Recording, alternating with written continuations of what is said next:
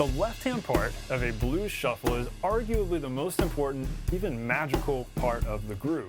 Let's break this down and learn all the key techniques that will ultimately solve your weak hand in a really fun musical way. You can do this.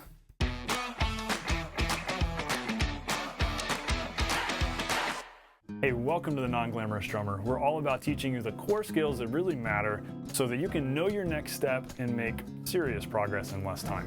And hey, while you're here, download my free guide, my free gift to you in the description, Your Drumming Progress Blueprint. What this does is it outlines all the drumming stages that you go through in your drumming journey from very beginner to full-on session drummer. Breaks us down into 6 stages, shows you what you need to be working on in each stage, and therefore how to go from the stage you're in now to the next stage. In other words, this shows you where you're at, where you're going, so what your next step is, and there's very clear action steps that show you exactly what you need to be working on. So this is clarity, this is direction, this is getting out of ruts, this is getting inspired, helping you reach your drumming dreams, your drumming goals. I think this is really going to help you out. I hope this empowers you. It's a powerful resource to really kickstart some growth and really get you in your practice room knowing exactly what you need to work on. So good stuff, totally free, no brainer. Go download it. Let's dig into today's lesson. Chris Layton, longtime drummer for Stevie Ray Vaughan, demonstrates the Texas Shuffle in this video that he did with Reverb a while back. And so I'll link that video in the description. That's pretty much what inspired today's lesson. If you haven't seen it, you might be like, well, Stephen, why are you teaching us a Texas Shuffle when we could learn it from Chris Layton, the man himself? He demonstrates it very well, but he doesn't break down in detail exactly what he's doing in that video. It's a very simplified, hey, here's what it is. And he spent some time talking about his time with Stevie Ray Vaughan. It's a great little 4 or 5 minute video on Reverb. I'll link it below so you can go check it out. But it inspired this lesson because I was working on this with a student and we were watching this video. And I thought, wow, there's a lot to unpack here with any kind of blues shuffle, but especially with the Texas Shuffle, where there's a little buzz added in, a rub, as Chris Layton calls it. And so there's a lot of technique we want to unpack. And what we started noticing was that, well, your left hand really has to carry the weight of this. And the left hand part really is the magical part of this groove and what makes it cool, what makes it unique. And so without that left hand really in shape, doing what it's supposed to, this is impossible to play. So that's the thing that we want to focus in on today. I'll teach you exactly what the groove is, what the core components are, but we'll go in detail about what does the left hand need to do, and as a result, how you end up solving your weak hand and really working your weak hand, solving a bunch of issues by practicing this, and it's a fun musical way to work your left hand. Best type of groove for really challenging your left hand. So this is a lot of fun. That's why we're covering this. So I'm going to play the groove for you. You can hear what's going on here. I'll break it down and tell you exactly what each limb is doing.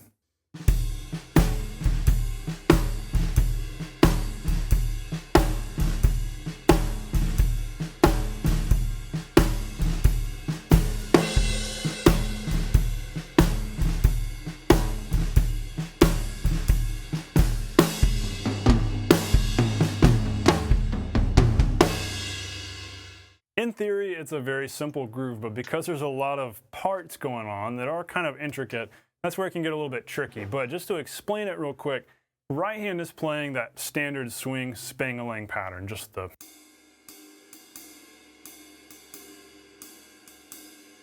very round and triplet feeling.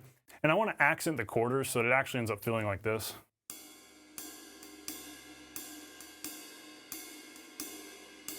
Ba, ba, bum, ba, ba, ba, ba. So really you're hearing and feeling the quarters the most. Same thing is happening on the kick. The kick is playing that exact same pattern, imitating the right hand.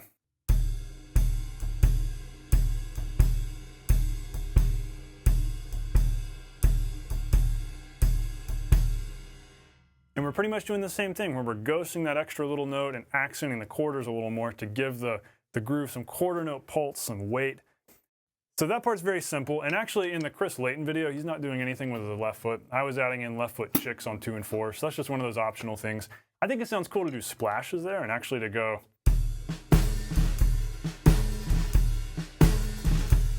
That can be kind of interesting, so whatever you want to throw in there with the left foot, but my default would be to do chicks on 2 and 4 with those snare backbeats. So really, that's very simple. Right hand and right foot are playing the same thing. Left foot doesn't have to do anything, or it could just play on 2 and 4. So that leaves us with the left hand, and that's what we really want to focus on. So I'm gonna flip my snares off, put my pad on here so I can be talking as I'm demonstrating here, so it'll be a little bit quieter.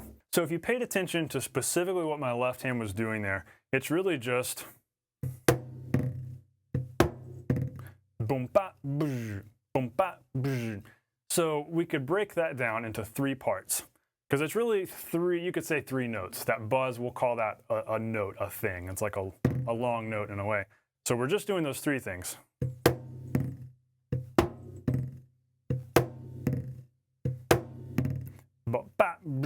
Tap, accent, buzz. Tap, accent, buzz. Those can be our names for this. Tap, accent, buzz. Those are our 3 things. So if we can do those 3 things, that's the start. That's the core of this. We can do each of those 3 things. We're off to a great start. Then we've just got to put them together and make sure we can play them in time with none other than what is, for most of us, our weak hand. And so that's why this is such a challenge. But until you focus on these core aspects of your left hand, if you're playing with a blues band, you're trying to play blues stuff, that weighs heavily on left hand on the snare. And if you can execute this well with the left hand, that frees up your right hand to move around and play on other things rather than having to use both hands to play this type of thing, a blues shuffle. So very worth practicing. This helps even out your hands, helps solve your weak hands. So here's what we want to do. First thing to practice is doing a gentle tap. So we're starting with the stick just above the pad. And actually, I'll do this with my right hand so you can see it better from the up-close camera here. Tap. And then as soon as we play that tap, we're whipping, flicking, tossing the stick up so that it's ready to play an accent. Remember that we always want to have the stick in position for the next thing we're going to play. So first thing we're going to play is a tap, so stick needs to be right here ready to go. Then we want to be ready for the next thing, which is an accent. Or it could be a rim shot. The way Chris Layton is playing these in the video, he's actually hitting this part of his snare. Pretty sure they're rim shots. He's getting a lot of ring. That's the sound he's going for with a pretty high-tuned drum. I wasn't doing that in my demonstration. So that's just according to taste, wherever you want to hit your drum there. But point is, starting off soft, going loud. Now, I'll also, just because we're talking about Chris Layton here, the way he plays it, he doesn't do a very low stick height tap, bam, tap, bam. There's not a huge dynamic difference in the way he's playing it. It's honestly more like ba-ba, ba-ba. Not a huge difference. So if you want to play it the way he played it, that might be a little bit easier, honestly, rather than trying to do a really quiet tap and a big accent. It's okay for those to be a little closer dynamically. But I want you to practice it with as much dynamic variation as you can, because this is a technique that's very well worth learning depending on what other kind of blues stuff you might want to play too. So let's make your left hand technique here very well rounded and make sure you're able to play whatever comes your way. So let's go and challenge ourselves and focus on doing a very soft tap, loud accent. So we're having to lift our hand up, whip the stick up as soon as we play the tap. Ba-ba, ba-ba. And you can also practice it as bum-bum. So both kind of medium volume versus. So just practice different degrees of dynamic difference, like this much difference, this much difference, this much difference. Very practical, very well worth practicing. Then once you can do that, all you've got left is the buzz. Now, the buzz is kind of interesting, and the way Chris is playing it in the video, you can see how his technique, the way that he'll play the buzz is kind of like he'll pinch tighter on the fulcrum, let his fingers hang out a little bit. So he's basically playing them like this. Ba-ba-boom, ba-ba-boom. And you can do that. If you want to try that and that works well for you, great. That's not what I do, not what my default is for playing buzzes. What I would rather do is keep my fingers on the stick. But what I'll do, instead of having my fingers wrapped around like this, the way they would normally be, I'll let the stick drift down a little more to the ends of my fingers, kind of like this, which allows me to put more pressure on the stick, which is exactly what we need to play a buzz. So talking bare bones fundamentals here, talk about the free bounce all the time. That is where we do this right here. We gently let the stick bounce. And if we want to play a buzz, we're essentially doing a free bounce. We're just putting more pressure on the stick and we're forcing it down more quickly. And there are so many different degrees of buzz we can do, different volumes, different spacings between the notes. It's a pretty loose kind of buzz that Chris Layton's doing. Depending on how fast you're going, that's going to determine what you do here. So practice your buzzes different ways, where it might sound like this, or this. So a little firmer, a little tighter for this, versus a little looser. But what I like doing, you can see how I've got my finger pads on the stick here. So this is not the standard grip. Normally I would grip this way. But for doing the buzz, I like to let the stick roll down more to the ends of my fingers and do that. Which means most of the time, as I'm playing this, I'm actually keeping it a little more like this. So I'm adjusting my grip. You may like that, you may hate that. Try it, be patient with it, give this a try, see if this works for you. If it doesn't, you can try something more like what Chris is doing in the video, where it's the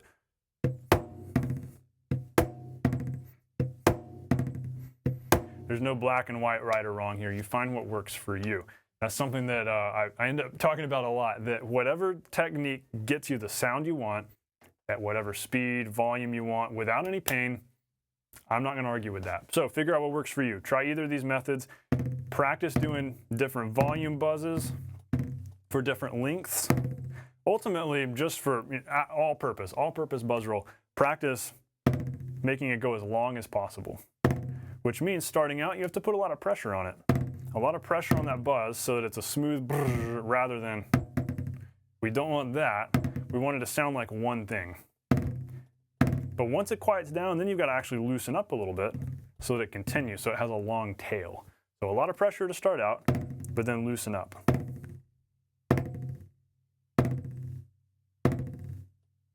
And when you can do that with both hands,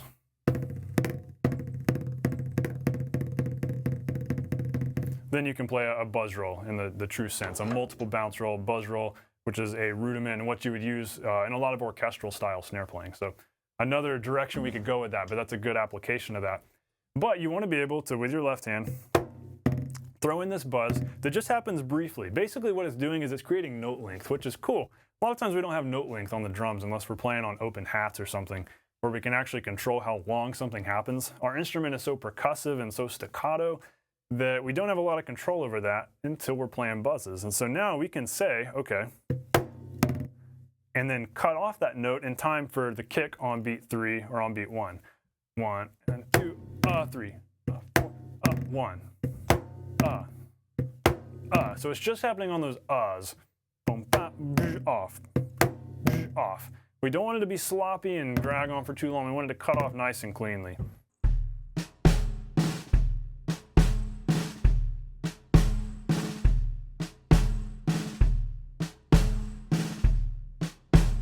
That way it's nice and clean. We always want clean note lengths.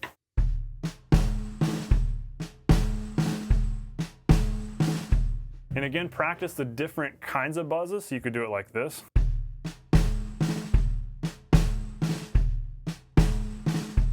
Or a little firmer, a little tighter like this.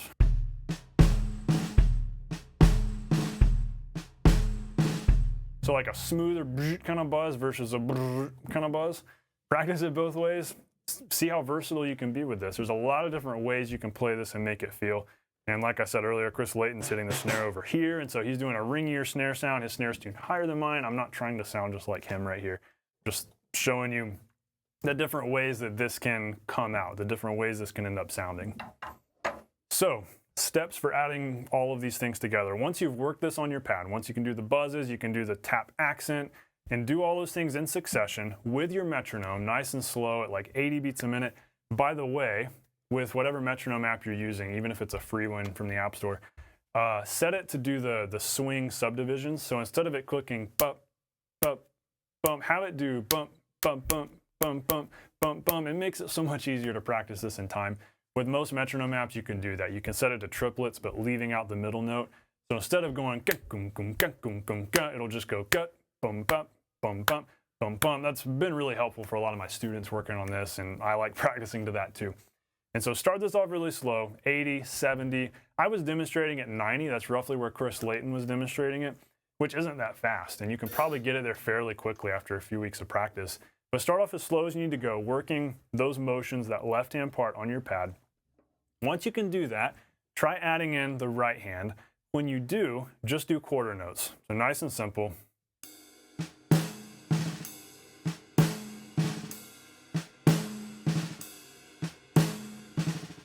What has to happen here is the right hand part has to become autopilot, so that instead of thinking about and paying attention to the right hand, you're still paying attention to the left hand.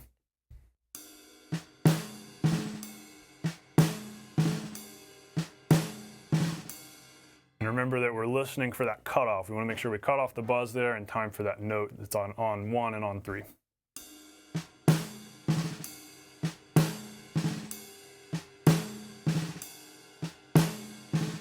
Then go ahead and add in the kick, just quarter notes. So right side of your body is playing quarter notes.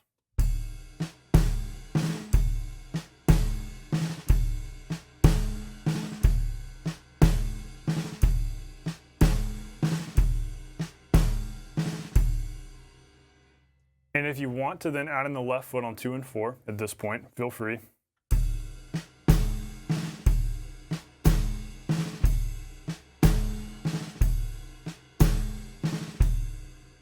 And so we've kind of got it together, and this is feeling like a Texas shuffle. And by the way, what Chris Layton explains in the video, when he talks about the buzz, he calls it a rub. And he says it's kind of a Texas thing. And from what I've gathered, that's what makes it, like that's the signature Texas shuffle thing, to add in the little buzz there.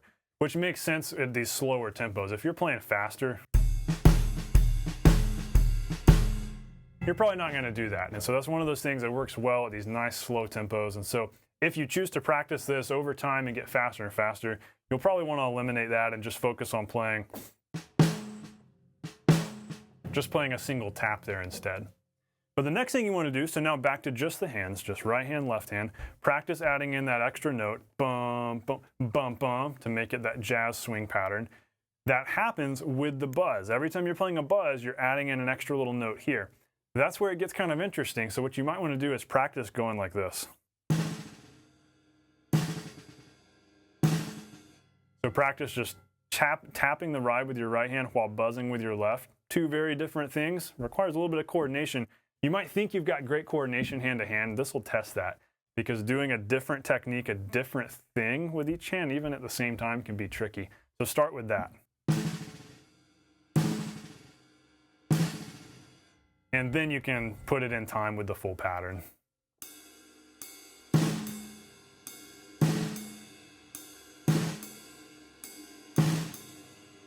And just do it that way first if you want to, just doing the buzz, just to practice locking that in.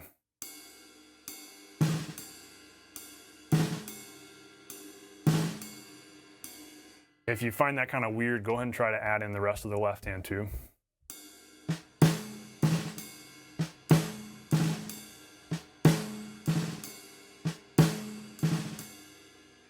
And then try it just with right foot.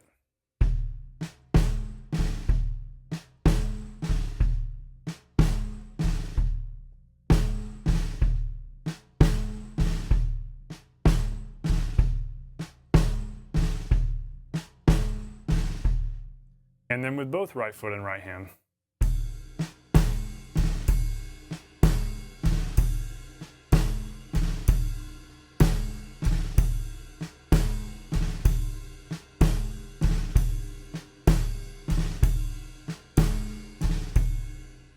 So practice that slow. Let's see, that was probably about 70. If you can get this together at 70, that's awesome.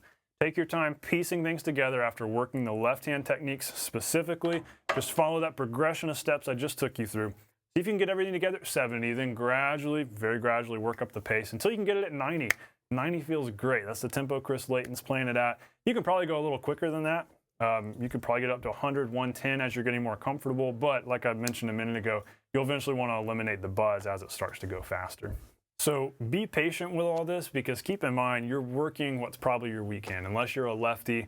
But then if you're a lefty and you're playing on a backward setup, then you're working your right hand, which is still your weak hand.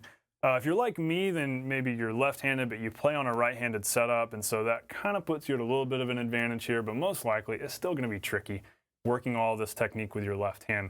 But hey, if you do this, it's going to help your left hand so much. But the most important thing with fixing your weak hand, with solving your weak hand, is that you've got to make sure that whatever you're practicing to strengthen that weak hand, to build the connection with your brain there, you've got to do that a bunch, use that a bunch. You've got to be using that in songs, doing it repetitively over and over again.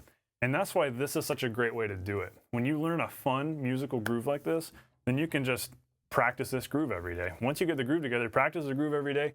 If you happen to play with a blues band, even better. Go out and play 3 hours of blues music. That's really going to work that left hand. And so that puts in the hours of practice, the repetition, that helps solidify this. Because to tell you the truth, the way to master any particular skill on the drums is to do it over and over again, to use it in music and therefore use it on gigs and therefore log hours upon hours doing it. I think there's no better way to log hours and hours really using your left hand in a complex way than through a blues shuffle, especially this Texas shuffle with a little buzz. So take all this, run with it, work through these steps, download the notation, the sheet music, so that you can practice this part by part, section by section, make sure you know exactly what you're doing. I think this is really going to help you out. I hope that this changes your left hand forever and it really helps your left hand just free up and be able to play ghost notes, because this is going to translate into other grooves too. You'll be able to play ghost notes better and just different improvisation in a way with your left hand while you're grooving, because it's helping put your right hand and your right foot and even your left foot on autopilot, freeing up your brain to focus on your left hand. So very powerful, very cool. If you follow these steps, you can do this. You can learn this. Have faith in yourself. You can learn this. You can do this when you break it down, you do it on your pad, and you work these in slow progression, working through the steps. I hope this really does help you out. Let me know what kind of results you're able to get from this. And while you're here, be sure to download that guide that I told you about earlier, the Your Drumming Progress Blueprint Guide. It's totally free. It helps you figure out what stage you're in, so where you're at right now, where you want to be, where you need to go next, what your next step is, how to take action on that step, and how to therefore get big results, big progress in your playing. This helps you get out of ruts. It helps provide clarity, direction, and helps propel you and empower you toward reaching your drumming goals and drumming dreams, whether it's the short-term goals, because this gives you your short-term, here's what you need to do next, or long-term, like, hey, here's what's in the distance, here's what's at the end of the tunnel. This is what you want to get to next year, or in 2 years, or in 5 years. This is your plan here, your success path. So I really want to help you reach your drumming dreams. So download the guide, no brainer, it's totally free, my gift to you. As always, guys, thank you so much for watching. Those of you who watch a bunch of my videos and who are the longtime fans, super fans of the channel, you guys are the best. Thanks for hanging out with me. And anybody who is taking action on these lessons, you guys are the superheroes here, because you're the ones who are getting results from all this. These lessons are only as good as how you receive them and what you do with them. I could put out all these lessons, all this content, but it's no good if nobody's taking action. So I hope I've encouraged you to take action and shown you that you can do this and you can master this when you take action, when you work through these steps. The best thing is about this lesson, you can get like 80% of this just on your practice pad with your left hand. So get started there. If you need to practice quietly or you don't have a lot of time, you can totally get started with this. No excuses. So get in the practice room, get to work, take action. If you're new to the channel, be sure to subscribe, join the non-glamorous community. Thanks for watching, everyone. Stay non-glamorous. You can do this. I'll see you on the next lesson.